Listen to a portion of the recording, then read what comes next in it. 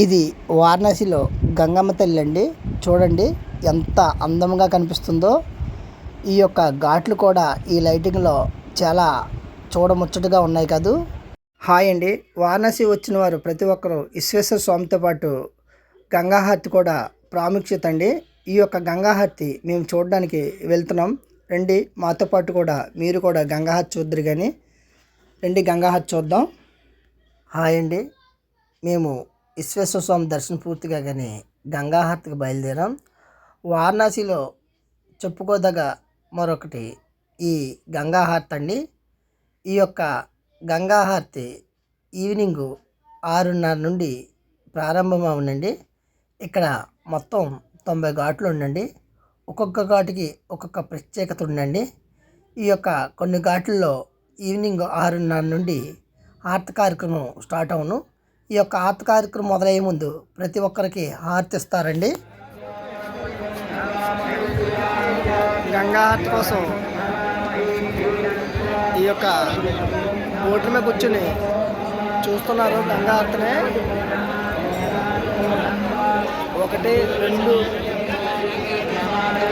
ఇక్కడ తెలిసి 3 గంగా హారతులు ఇస్తున్నారు.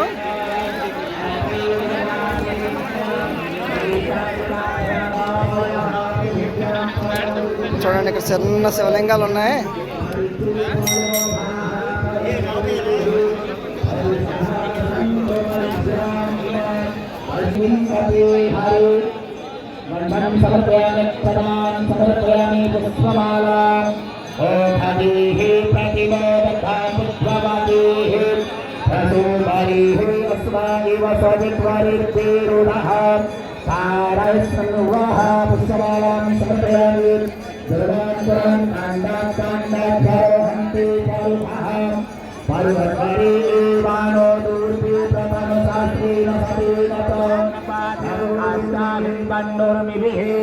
వింధ్యమానః సింధూరాభూషణం సమర్పయామి నైవేద్యం నాభ్యాసేదంతరిక్షగోసి స్మర్త్యౌః సమవర్తతాపద్భ్యాం భూమృతి సహ శ్రోత్యానాయ స్వాహ ఓం ఉదానాయ స్వాహ ఓం సమానాయ స్వాహ బ్రహ్మణే దీపానముత్తరాభూషణం జలం సమర్పయామి హస్తౌ ప్రక్షాళనం ఆరార్తిత్వం.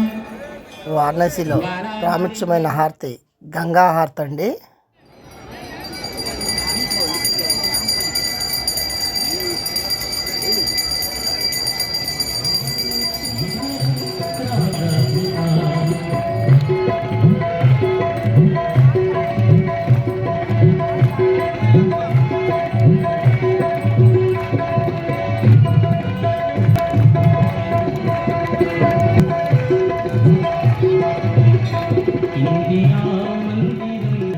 ఈ వారణాసిలో మానస సరోవర్ ఘాట్ దగ్గర తెలుగు ఆశ్రమాలు ఉంటాయి. అక్కడ ఆంధ్ర ఆశ్రమం, సైకిల్ స్వామి ఆశ్రమం ఉంటుంది. అక్కడ మధ్యాహ్నం రాత్రి ఉచిత అన్నదాన కార్యక్రమం జరుగును. మధ్యాహ్నం భోజనం, రాత్రి అల్పాహారం పెట్టబడును. ఈ యొక్క వారణాసిలో ఉదయం 6 గంటల నుండి 9 గంటల వరకు వారాహిమాత అమ్మవారు దర్శనం లభించును. భక్తులు గమనించగలరు.